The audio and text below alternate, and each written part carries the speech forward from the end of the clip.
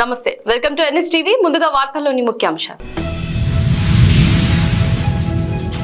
కరీంనగర్ జిల్లా కేంద్రంలోని women's degree కళాశాల నందు ఈరోజు నిర్వహించిన గ్రూప్ 2 పరీక్షలకు గాను వికలాంగులకు ప్రత్యేకంగా పరీక్షా కేంద్రం ఏర్పాటు చేశారు.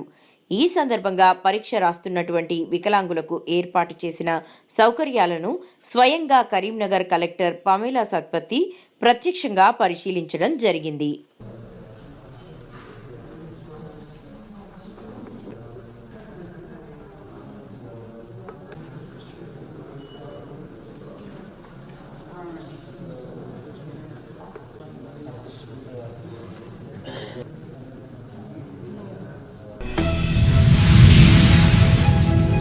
అల్లూరి సీతారామరాజు జిల్లా రంపచోడవరం డివిజన్ మారేడుమిల్లి వెళ్లే దారిలో 2వ వ్యూ పాయింట్ రాములవారి విగ్రహాలు దాటాక వచ్చే టర్నింగ్ రోడ్డుకి అడ్డంగా లారీ బోల్తా. పూర్తి వివరాలు తెలియాల్సి ఉంది.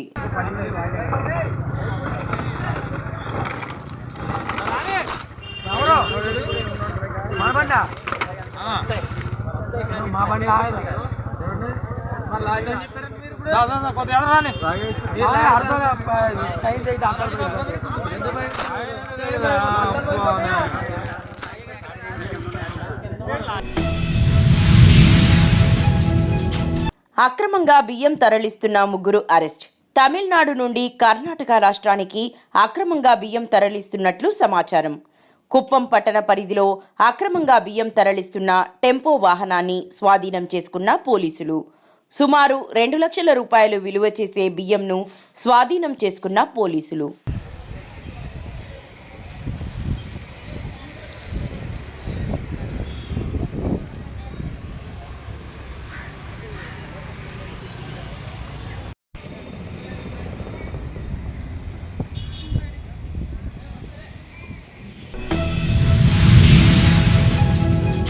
గౌరవ శాసనసభ్యులు వారి కార్యాలయం వద్ద దాదాపు 8,87,591 రూపాయల సీఎం రిలీఫ్ ఫండ్ చెక్కులను లబ్ధిదారులకు అందజేసిన గౌరవ శాసనసభ్యులు కొలికిపూడి శ్రీనివాసరావు గారు.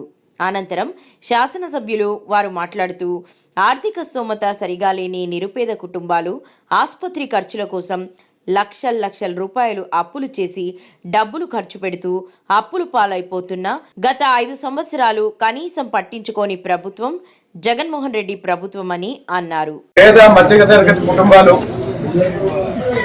ఆర్థికంగా తీవ్రమైన ఇబ్బందులు ఎదుర్కోవడానికి ఒక ప్రధాన కారణం కుటుంబ సభ్యుల్లో వచ్చే ఆరోగ్య సమస్యలు. వైద్యం అత్యంత ఖరీదైన నేపథ్యంలో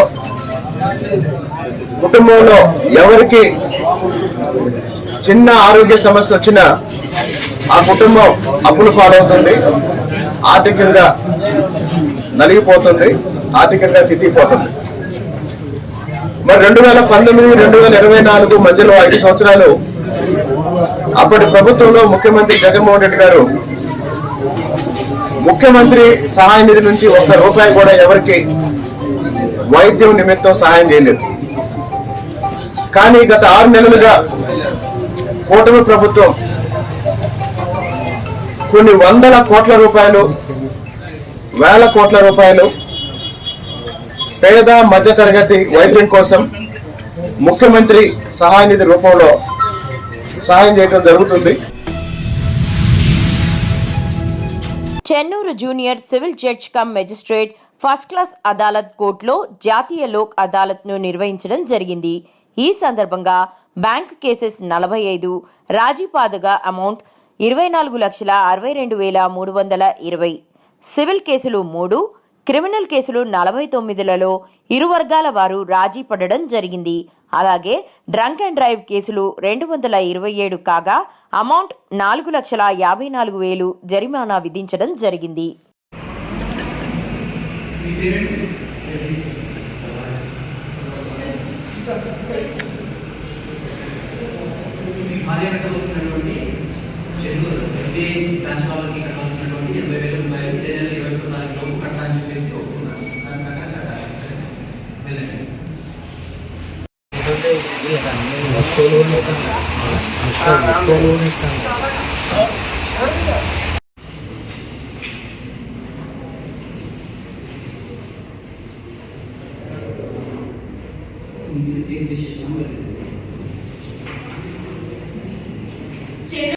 మీరు state bank of India schedule branch వాళ్ళకి కట్టవలసినటువంటి 20,000 రూపాయలు ఈ నెల 21 తారీఖు కడతా అని చెప్పేసి ఒప్పుకున్నారు. దాని ప్రకారం కట్టాలి. వెళ్ళండి. షెడ్యూల్ బ్రాంచ్ వాళ్ళకి కట్టవలసినటువంటి 25,000 రూపాయలు ఈ నెల 21 తారీఖు కడతా అని చెప్పేసి ఒప్పుకున్నారు. ఆ ప్రకారం కట్టాలి. వెళ్ళండి.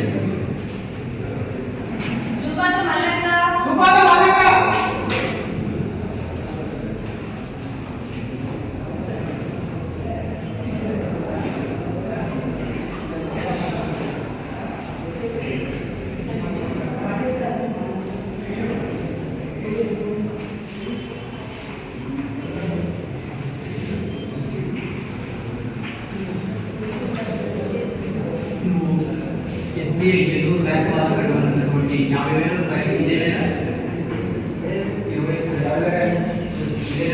తారీఖు కట్టాలని చెప్పుకుంటున్నారు. కట్టాలి. సరే రైట్.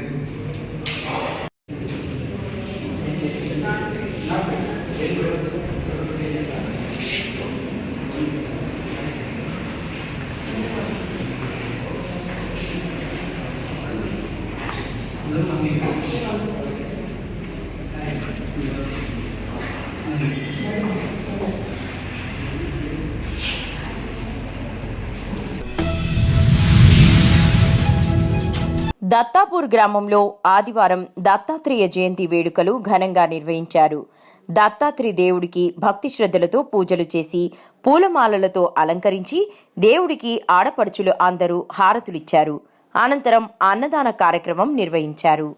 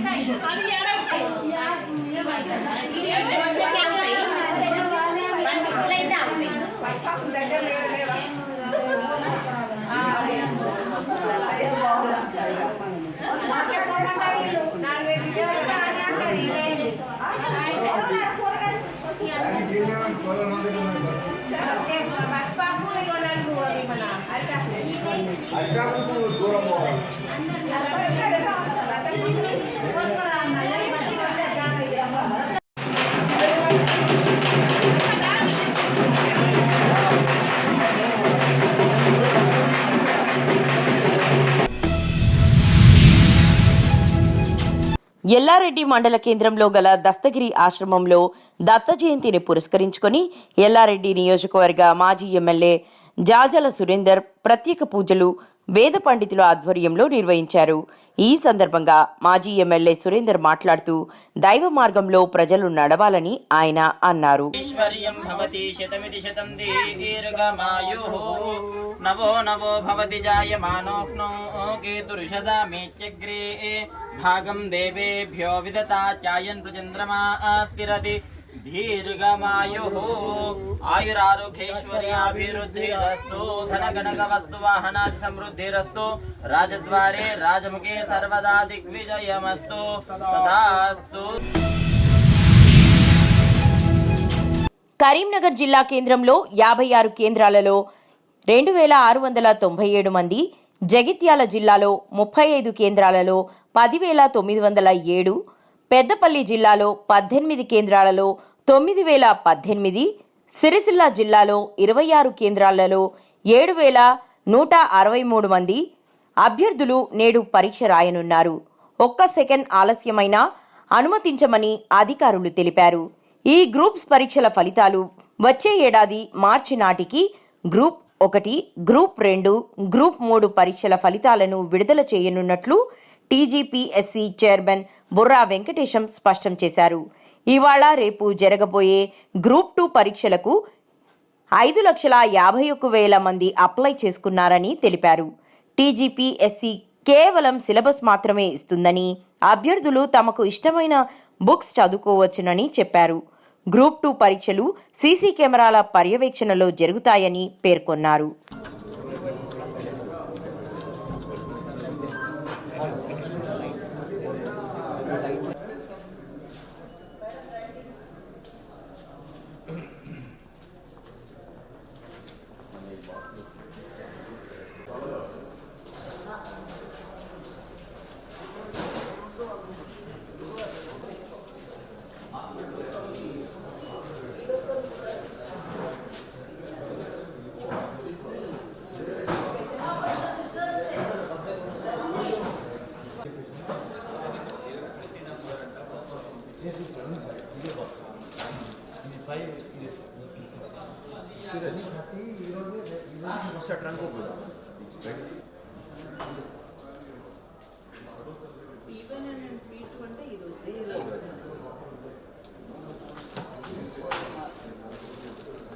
మేడం పంపించమంటారు.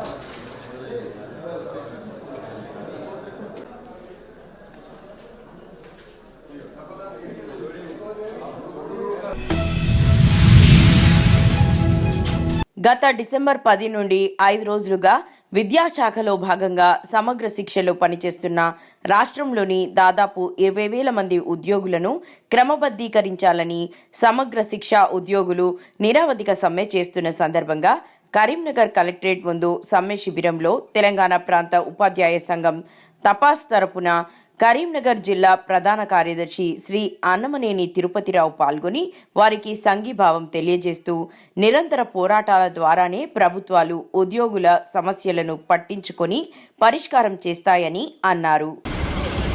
గత 5 రోజులుగా మన కరీంనగర్ జిల్లా కలెక్టరేట్ ఎదుట నిరవధిక సమ్మె చేస్తున్నటువంటి సమగ్ర శిక్ష ఉద్యోగులు ప్రతి ఒక్కరికి కూడా సిఆర్టీలే కావచ్చు, అదేవిధంగా పీజీఆర్టీలే కావచ్చు, సిఆర్పీలు, ఎంఐఎస్లు, అదేవిధంగా కంప్యూటర్ ఆపరేటర్లు, డిస్ట్రిక్ట్ లెవెల్లో పనిచేసేటువంటి వాళ్ళందరికీ కూడా ముందుగా తెలంగాణ ప్రాంత ఉపాధ్యాయ సంఘం టీపీఎస్ తపస్ పక్షాన ఉద్యమాభినందనలు తెలియజేస్తూ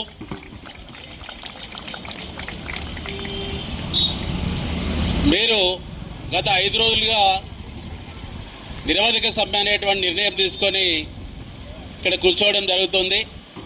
అయితే తెలంగాణ ప్రాంత ఉపాధ్యాయ సంఘం గత సెప్టెంబర్ 22 నుంచి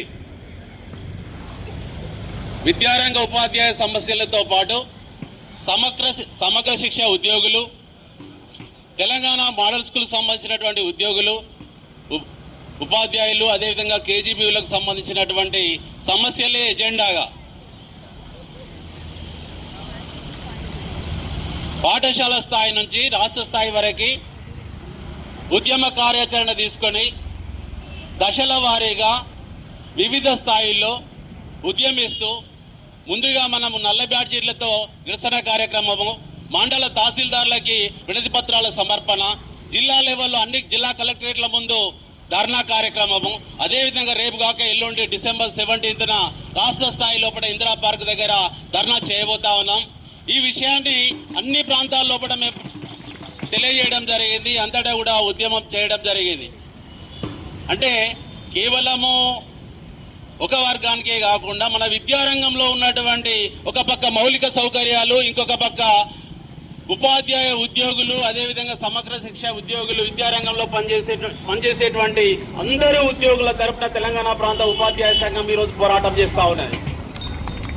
కాబట్టి మనం పెట్టుకున్నటువంటి సమస్యలు ఏవైతే ఉన్నాయో గత 18 సంవత్సరాలుగా దాదాపుగా 20,000 మంది ఉద్యోగులు ఈ తెలంగాణ రాష్ట్రం లోపల ఒక రకంగా చెప్పాలంటే సహజ న్యాయ సూత్రాలకు భిన్నంగా ఏదైతే మనకు రాజ్యాంగం ఇచ్చినటువంటి హక్కు ఏదైతే ఉందో ఆ హక్కులు పక్కన పెడితే కనీసం జీవించే హక్కు ఏదైతే ఇచ్చిందో గౌరవప్రదంగా జీవించే హక్కుకు భిన్నంగా ఈ ప్రభుత్వాలు వ్యవహరిస్తా ఉన్నాయి.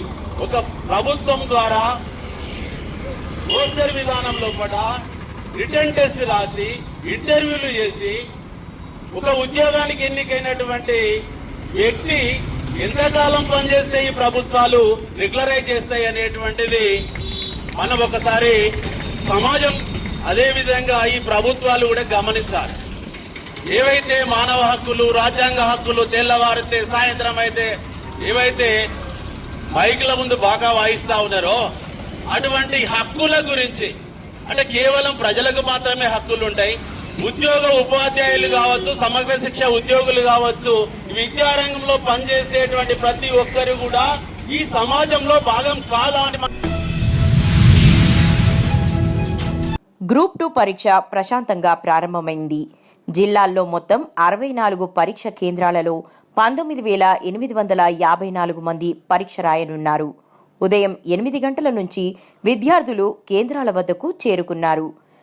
పేపర్ 1 ఉదయం 10 గంటల నుంచి 12 గంటల 30 నిమిషాల వరకు పరీక్ష జరగనుంది. పేపర్ 2 మధ్యాహ్నం 3 గంటల వరకు జరగనుంది.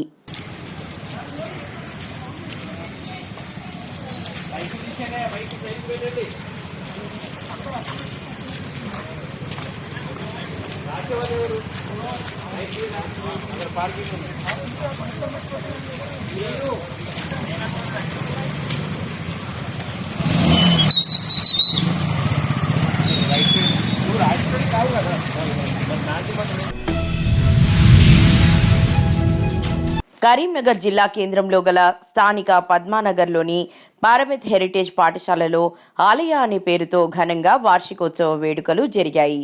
ప్రముఖ విద్యావేత్త పారమిత ఎక్స్ఫ్లోరికా విద్యాసంస్థల చైర్మన్ డాక్టర్ ఈ ప్రసాదరావు ముఖ్య అతిథిగా విచ్చేసి జ్యోతి ప్రజ్వలన చేసి కార్యక్రమాన్ని ప్రారంభించారు.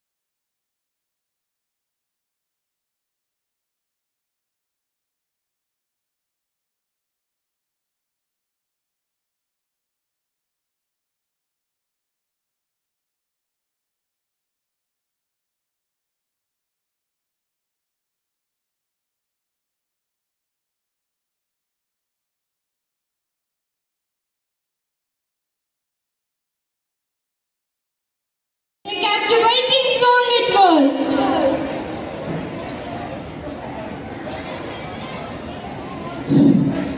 Hello everyone, I am Yashmit from grade 7 and I promise to keep the energy high and the fun rolling. And I am Ashvika of class 9. Together, Yashmit and I are here to ensure you that this night is going to be filled with laughter, joy and unforgettable moments. So let's get started and make this night the one to remember. It's time for another cultural performance. Sundanu Sahicho? What do you mean? Well, let me guess which language it is. Is it Gujarati?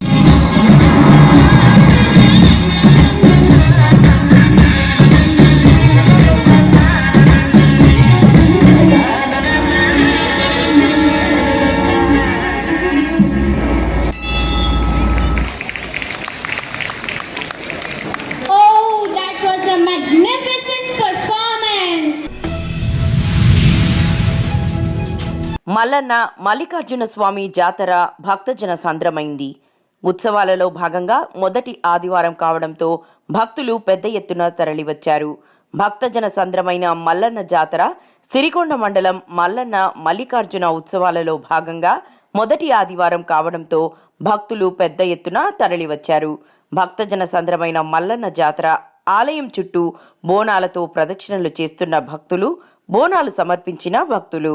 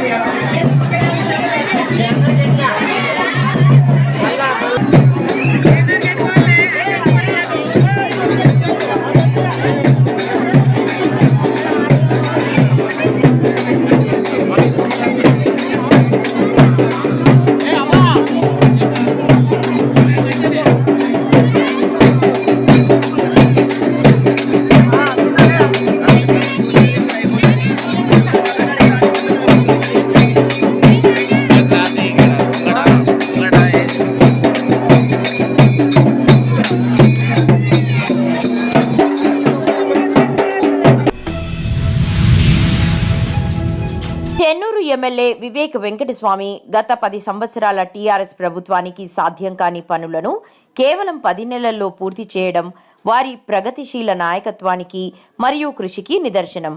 ప్రజల అవసరాలను ప్రాధాన్యంగా తీసుకొని అభివృద్ధి పనులను వేగంగా పూర్తి చేయడంలో వివేక్ చొరవ ప్రజల మనసులు గెలుచుకుంది. జోడువాగుల బ్రిడ్జ్ రహదారి నిర్మాణం, శబరిమల ఎక్స్ప్రెస్ రైల్ లాంటి ప్రాజెక్టుల సాధనలో చేసిన కృషి, ప్రాజెక్టులకు కేంద్ర నిధులను సమీకరించడంలో చూపిన దూరదృష్టి వారి ప్రజాప్రేమను స్పష్టంగా చూపిస్తుంది.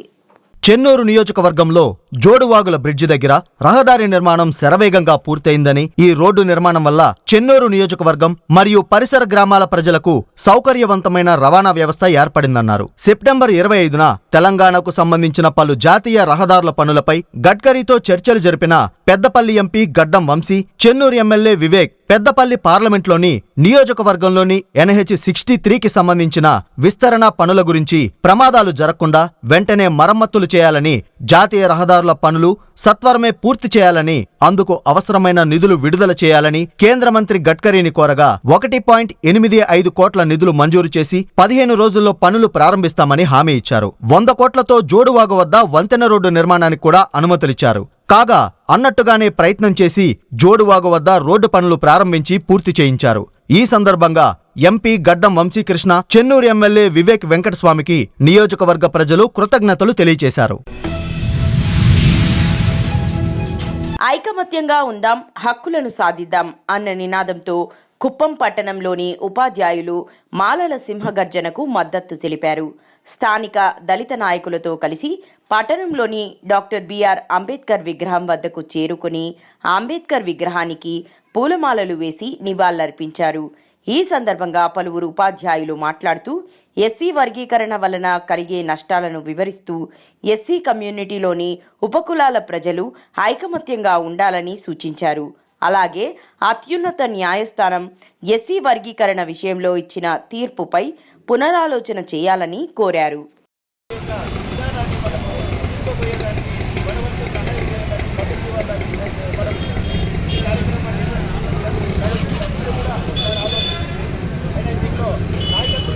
ఆలోచన విధానాన్ని కొనసాగిస్తాం. అంబేద్కర్ ఆలోచన విధానాన్ని, దళితుల ఐక్యత, బాలల ఐక్యత, అంబేద్కర్. కులాల ఐక్యత, ఉప కులాల ఐక్యత, 59 ఉప కులాల ఐక్యత, 59 ఉప కులాల ఐక్యత. గ్రూప్ లో మెంబర్ గా చేరుతాం అందరూ. ఆ గ్రూప్ గా మెంబర్ అయిన తర్వాత మనం కొంత యాక్టివ్ గా పనిచేస్తామని ప్రతి ఆలోచన విధానాన్ని నాకు తెలిసిందే చెప్తున్నాను సార్. ఏమైనా తప్పులు ఉంటే మన్నించండి. జై భీమ్ సార్, జై భీమ్. సార్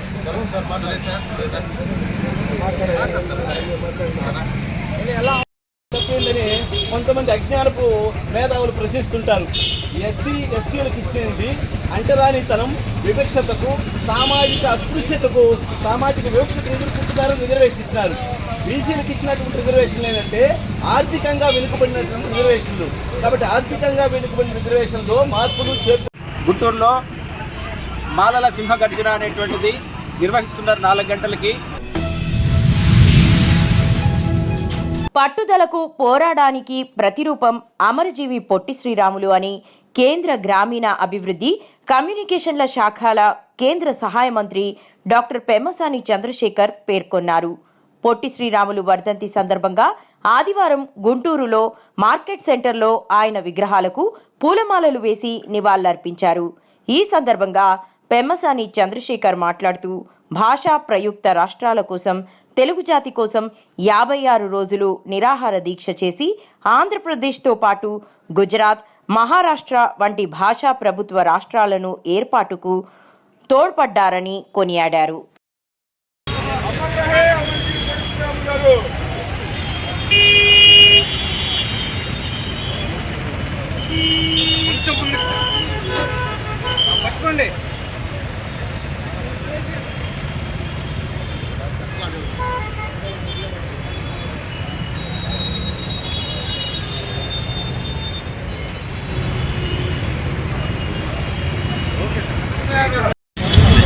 పోరాటానికి ప్రతిరూపం శ్రీ పొట్టి శ్రీరాములు గారు.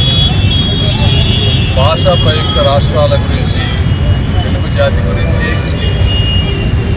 56 రోజులు నిరాహార దీక్ష చేసి ఒక తెలుగు రాష్ట్రాలే కాకుండా వేరే రాష్ట్రాలు, గుజరాత్ కానీ మహారాష్ట్ర కానీ. పొట్టి శ్రీరాములు ఆర్యవైశ్యులు కుటుంబంలో పుట్టారు, కానీ అందరి కోసం జీవించారు. గాంధీజీ పొట్టి శ్రీరాములు అంటే ఆర్యవైశ్య, బిఆర్ అంబేద్కర్ అంటే దళిత అనుకుంటారు. కానీ గొప్ప గొప్ప మహానుభావులందరూ సమాజం కోసం జీవించారు. పొట్టి శ్రీరాములు గాంధేయవాది. 100 ఏళ్ల క్రితమే శానిటరీ ఇంజనీరింగ్ చేశారు. కృష్ణా జిల్లా కొమరవోలు గ్రామీణ ఆర్థిక వ్యవస్థ కోసం పనిచేసిన వ్యక్తి అమరజీవి పొట్టి శ్రీరాములు. గాంధీజీ నాడు పొట్టి శ్రీరాములు గురించి మాట్లాడుతూ 11 మంది ఉంటే స్వాతంత్రం తెచ్చేవాడినని అన్నారు. 1947లో వచ్చింది. స్వాతంత్రం వచ్చిన తర్వాత అసలు స్వాతంత్రం రాకముందు మన అడ్రస్ ఏంటి? మన అడ్రస్ ఏంటంటే మనందరం మద్రాసు రాష్ట్రంలో ఉన్నాం. మద్రాసు రాష్ట్రం అంటే ఇప్పుడున్న కేరళ, ఇప్పుడున్న కర్ణాటకలో సగం, ఇప్పుడున్న ఆంధ్ర రాష్ట్రం మొత్తం, ఇప్పుడున్న మన రాష్ట్రం మొత్తం. తెలంగాణ ఉండదు, ఎందుకంటే తెలంగాణని బ్రిటిష్ వాళ్ళు పరిపాలించలేదు. తెలంగాణని హైదరాబాద్ నిజాం పరిపాలించాడు. మద్రాసు రాష్ట్రం అంటే ఇప్పుడున్న కేరళ, ఇప్పుడున్న తమిళనాడు, ఇప్పుడున్న కర్ణాటక, ఇప్పుడున్న ఆంధ్ర. శ్రీ శ్రీ చింతాలమ్మ తల్లి అమ్మవారి విగ్రహ ప్రతిష్ఠ చేసి 7 సంవత్సరాలు పూర్తయిన సందర్భంగా వీరభద్రాపురం గ్రామ ప్రజలందరూ కలిసి చింతాలమ్మ తల్లివారి ఆలయం వద్ద అన్న సమారాధన కార్యక్రమాన్ని ఏర్పాటు చేయడం జరిగింది. వీరభద్రాపురం గ్రామస్తులతో పాటు చుట్టుపక్కల గ్రామస్తులందరూ కూడా వచ్చి అమ్మవారి ప్రసాదాన్ని స్వీకరించడం జరిగింది. ప్రతి సంవత్సరం అమ్మవారికి ఇలాగే అన్న సమారాధన కార్యక్రమం జరుగుతుందని తెలియజేశారు.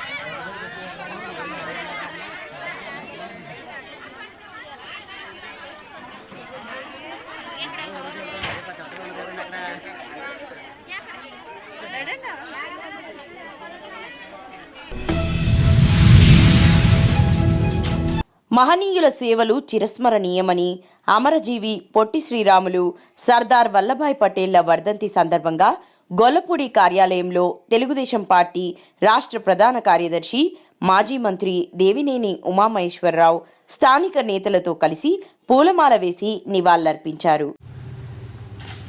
జోహార్ అమరజీవి పొట్టి శ్రీరాములు గారు, జోహార్. జోహార్ సర్దార్ వల్లభాయ్ పటేల్ గారు, జోహార్. జోహార్ అమరజీవి పొట్టి శ్రీరాములు గారు, జోహార్. జోహార్ సర్దార్ వల్లభాయ్ పటేల్ గారు, జోహార్. జోహార్ అమరజీవి పొట్టి శ్రీరాములు గారు, జోహార్. జోహార్ సర్దార్ వల్లభాయ్ పటేల్ గారు, జోహార్.